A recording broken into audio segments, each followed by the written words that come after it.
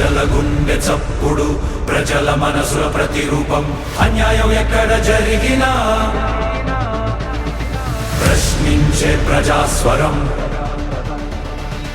VVD news, నిజమే మా బలం.